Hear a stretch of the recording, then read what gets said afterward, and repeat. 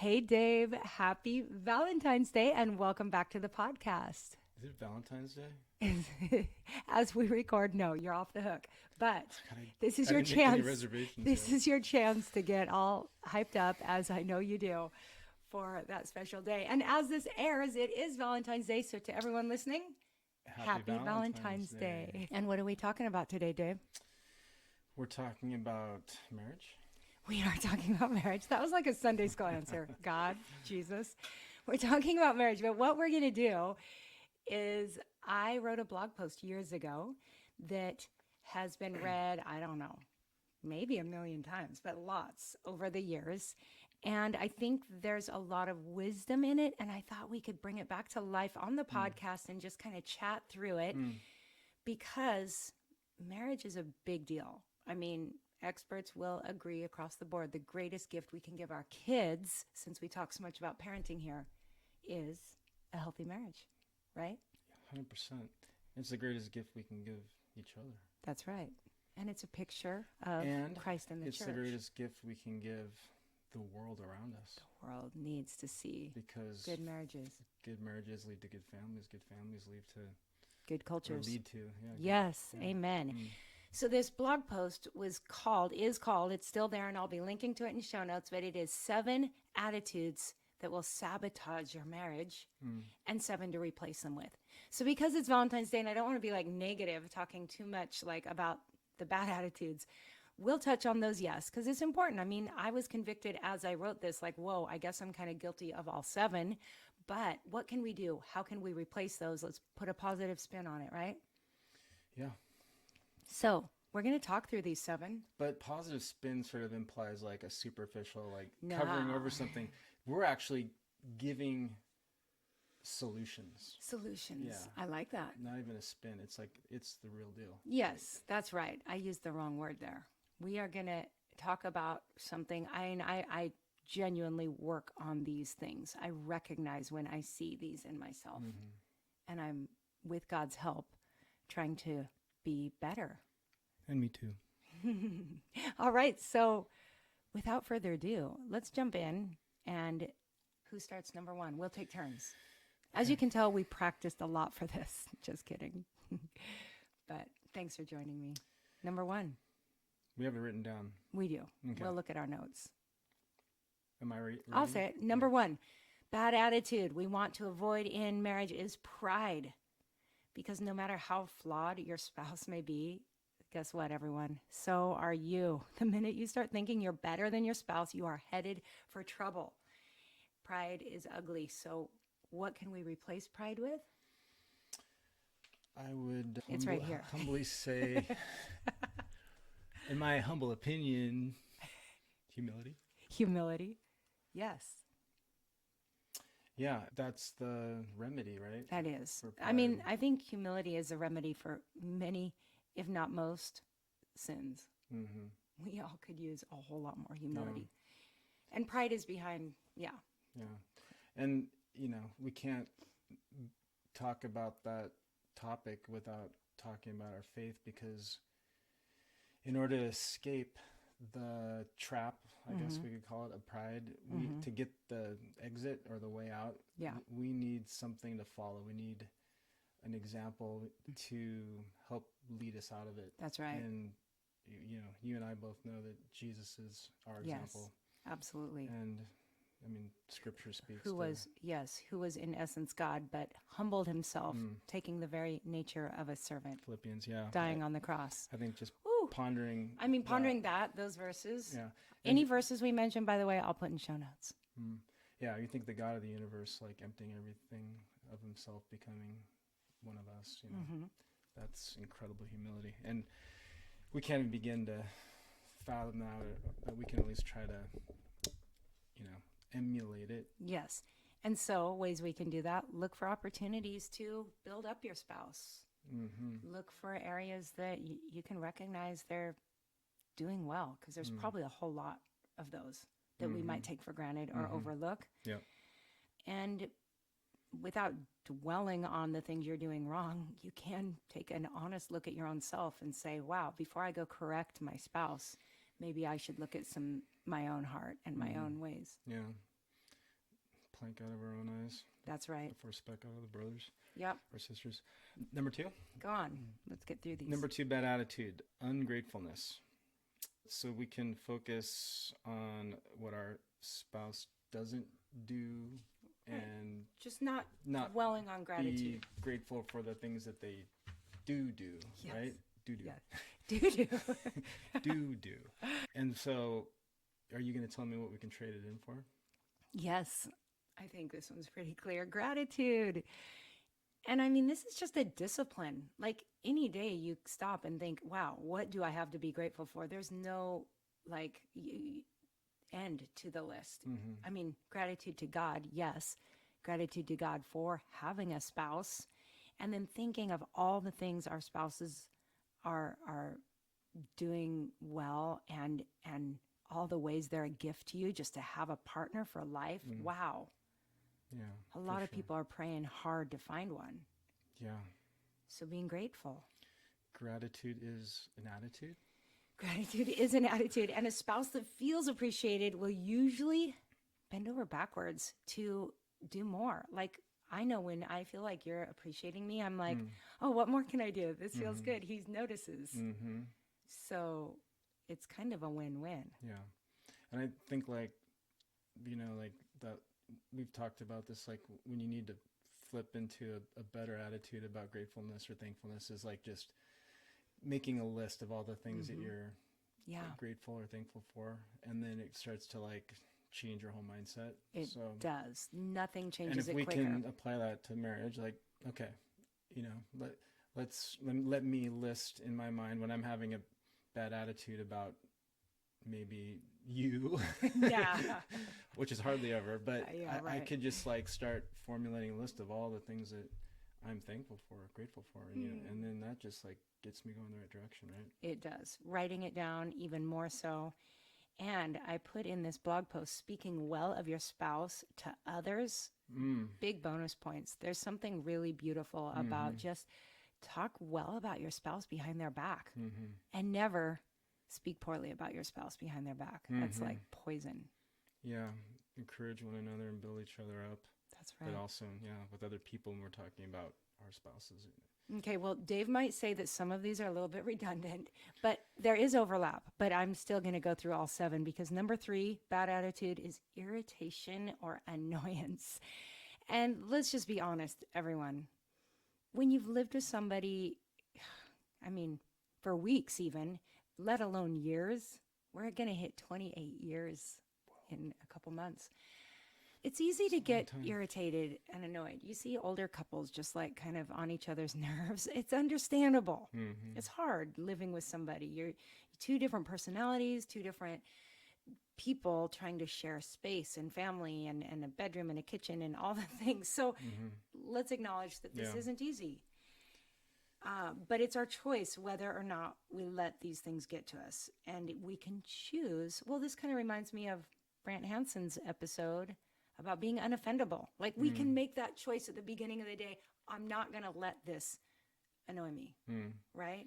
Yeah. So we can trade it in for, you take that. We can trade it in for enjoyment and acceptance. The things that could annoy you, we have to move beyond that and just think of the ways that our spouse does things that we appreciate or like about them. I mean, I'm thinking this topic right here is more like the day-to-day, like the things that are going on in our house, like wet towels on the floor or something that has to do Missing with the toilets laundry or laundry. basket. I mean, it's those, that's kind of what we're talking about right now, right? Right. So yeah, there are things that like are really hard to like habits or habits that are really hard to break in each of us that so some of it's just letting things go to some extent and not fighting battles that aren't worth fighting. Yeah. Because And maybe learning to laugh at some of the things and just like, this is who he is. Like to or be who fair. she is. Absolutely. But I mean, like you're really, really smart. And I think part of that genius package is you're a little scattered sometimes. So I could get frustrated, and I do sometimes with some of the scattered stuff, but I'm like, but wait, that's because he's so smart. So I can kind of like So you're saying I set the bar high for myself. I create such high expectations because I do so well most of the time that if I ever That's one fail, way to- it really stands out. Maybe that's not exactly what I meant. I just meant like Albert Einstein probably had some scattered tendencies, but look at him. So that's kind of, I try to see you through that lens. And It's funny you said look at him, like we know all about Albert Einstein and what his life was like. well, I just know he's I mean, a genius, Okay, yeah. right? Yeah, he was Einstein. right, yeah. Theory of relativity. Right? He was a physicist and yeah. Yes. So with that, he But we might have have no been, idea he might what have been what annoying his- to live with. He could have been. I'm kinda guessing. We have no idea. So don't But get, yeah, I got it. I'm like Einstein. you're smart like him. And Your hair's not like his. Extrapolate, think like everything I do in our house and around our house. I try to give a little will grace. be genius. Because Like, okay, like level. when you put the ice cream in the refrigerator, you sure I did that or one of the boys? Okay. with the whole family Maybe sure. I was doing 3 things Or at when once. I find a phone in the cupboard, or like sometimes things. I might have been like working in the cupboard, like tightening It's something okay. with a screwdriver. I'm just saying, you're a genius. Yeah, I can do like 3 things at once, and sometimes I leave a phone in the cupboard. Or ice cream in the refrigerator. That really happened. Yeah. Okay. I have witnesses. All right. But again, I it confess. comes with the full package of being really smart. So whatever it is. Okay, and I've also read like, I don't know if it was like a poem or a blog post, but where somebody says like all the things in your family that annoy you, like those fingerprints on the windows, like let that remind you that you have sweet little hands to leave the fingerprints. Those dishes in the sink, let that remind you that you have kids and a family that you get to take care of. Appreciate that you've got, like I've thought before when I've been frustrated with something, like, wow, if he wasn't here anymore, I would miss that he misses the laundry basket sometimes with his dirty clothes. Like, come on, I'm thankful I have you to pick up the laundry. And you could go on and say things about me. So let's So not you're go there. actually saying it's like good to leave things like on the No. floor because then it reminds you of how much you I'm not saying forgive that. me. No, but let's get on to number 4, bad attitude, unforgiveness. Now, this one might be getting a little bit more serious because I'm sure some people listening have some wounds, have been through some really hard things that, we can wound each other. We're human, we're all sinners, but keeping a record of wrongs, holding on to grudges, none of it will do any of us any good. And if there's hurts in your marriage, you may need some counseling. You may need to bring someone else in and spend some time digging in and working through things, praying through things. But of course, most of us have heard that saying that unforgiveness is like drinking poison and waiting for the other person to die. So it's really hurts us, whereas the antidote sets us free. And the antidote is? The antidote is Jesus. The answer is forgiveness, and it is Jesus. Again, Yes. it's just like the same thing with humility. Like we love because he first loved us, and I guess it was she, right? Because it was the lady that was washing Jesus' feet with her hair. She loves much because she's been forgiven much. And but yeah, forgiveness is just, it flows out of us as we know how much we've been forgiven, Absolutely. right? Yes. By Jesus, by the God of the universe. So we might need to spend some time meditating on how much we've been forgiven. 100%. Yes. And forgiveness doesn't mean you don't still maybe have some wounds or need to set some boundaries, or, there may be some work to do. It just means we're not holding on to that grudge. We're not bringing it up. We are releasing that person to God's grace and forgiving them. So Yeah. it's a choice. I mean, the hard part of forgiveness, like you said, is a choice. It's also independent of what that person does, both at that time or in the future, You're right. or how It's much it yes. affected you in the past. It's just it's disconnected from any of the circumstances surrounding that person or events that have happened. Yeah. It's something that's happening internally, right? Yes. It's not conditional. Right. Then it's not going to work. It's not going to, you're not going to have the benefit of what you're describing. Right. Well, yeah, then Biblical it's not true yeah. forgiveness, right? But I was just going to say it's awesome to hear from people who have been hurt deeply and choose to forgive. Like the freedom that they feel themselves is incredible. Yeah, and I'm sorry I keep backtracking, but like you're not waiting for someone like it's great when someone apologizes. I mean, it there's a flow, right? Yes. Apology accepted, right? But if the person, there's times where that person doesn't, give out an apology, Mm-hmm. but you still have to do that hard work of forgiving them. Right. So that's what I mean by it's Yes. As believers, we're called to that. We don't have an option. and it's hard, but Yes. but it's good. It's good. Why don't you grab number 5? Bad attitude. 5, bad attitude. Ooh. Number 5, bad attitude. The comparison trap. Yeah. So that's not giving in to the temptation of comparing your spouse to someone else. Yeah. That happens. Yeah. Especially, I think social media feeds this. Yeah. Which, yeah. Because you're seeing people and you're like, wow. Or any kind of media, like TV or the Hallmark Channel. Yeah. There's always like the idealistic kind like, of, oh, that family looks so perfect. That husband looks like he'd be so sweet. That wife is so beautiful, whatever. Yeah. And the reality is we know that nobody's perfect. Even though, And we're seeing highlight reels. yeah. Even us. We don't put pictures of us when we're, Maybe we should. we could. I don't know if anyone. I've thought through that. I'm like, okay, when you're like scowling at, maybe we should snap a shot and put it never. on. Or No, I'm thinking like when we're just yelling at me ugly. for leaving my underwear. Or whatever. Like, just like record it and like, here's us. Here we are. That might be good, but I'm always like, does anyone really want to see the ugly? Like, I don't know. Social media is funny that way. But we could like rebel against the perfect picture of social media. We could. And we And could there are give, we people could who give do. like the good and the bad. The We good, the could. bad, the ugly. Yeah, I like those like Instagram. But that's what reality like, TV is, right? Like Instagram versus reality. Those are fun because I don't know if you're not on social media as much as me, but it's like the happy family, and then reality is like the photo where everyone's like fighting. Right. So it's healthy to do those. Mm-hmm. We could do more of those. We could. Yeah, I put a picture in my coffee date post after the holidays of like us first thing in the morning on Christmas.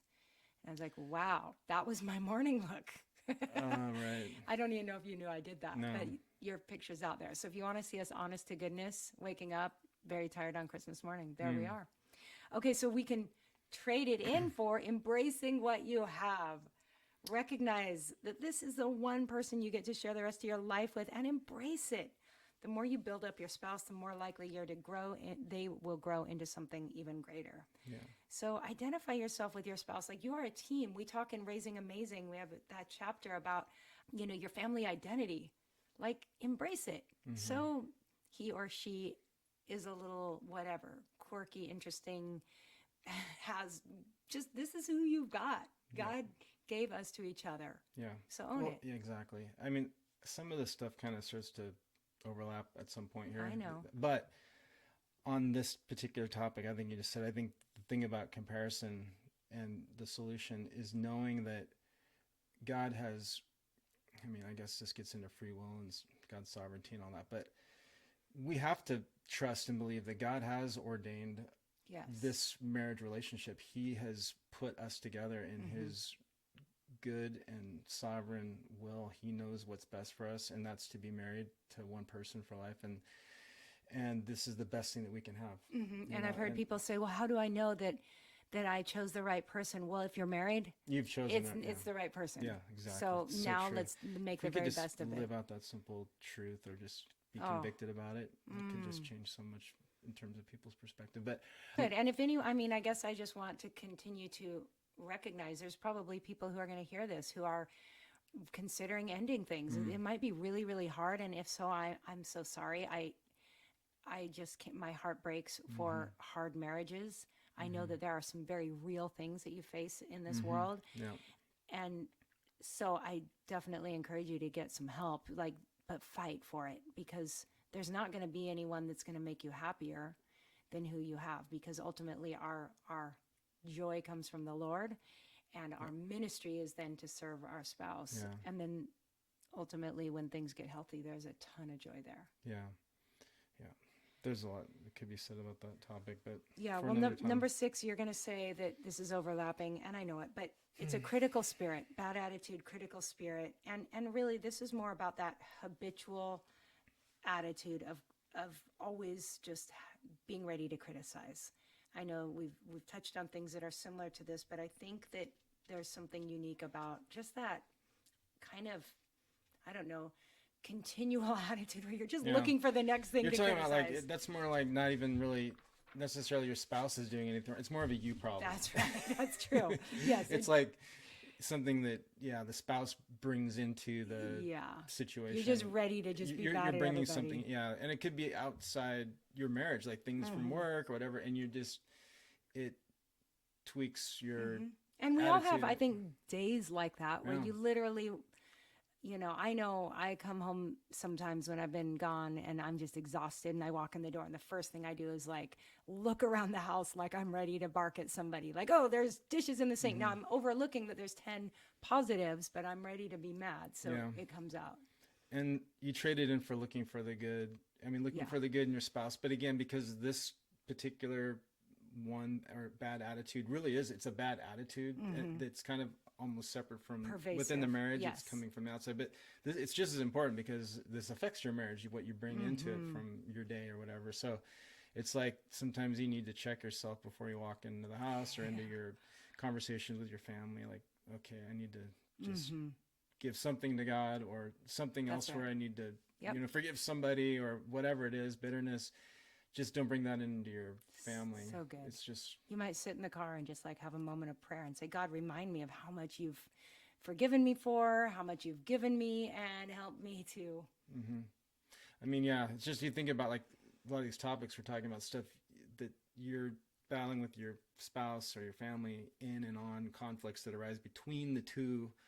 But man, it's just like the last thing your family needs is for you to dump something in on them that they have nothing to do with, like Yeah. that they didn't Yeah. start, or it's not a character problem with them. You just bring it in Yep. from the outside. Like that's kind of like the worst. It's like bringing a dump truck in from Yeah. like the Oh, street yeah. and like dumping it in your yard.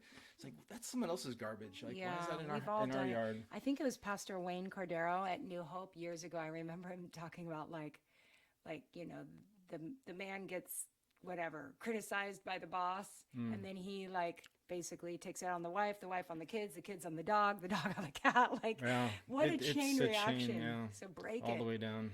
Okay, so number 7. Oh, this is the last one.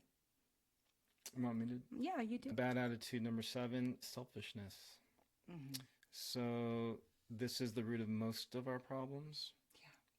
Pretty sure. Yeah, and one we probably all struggle with over time.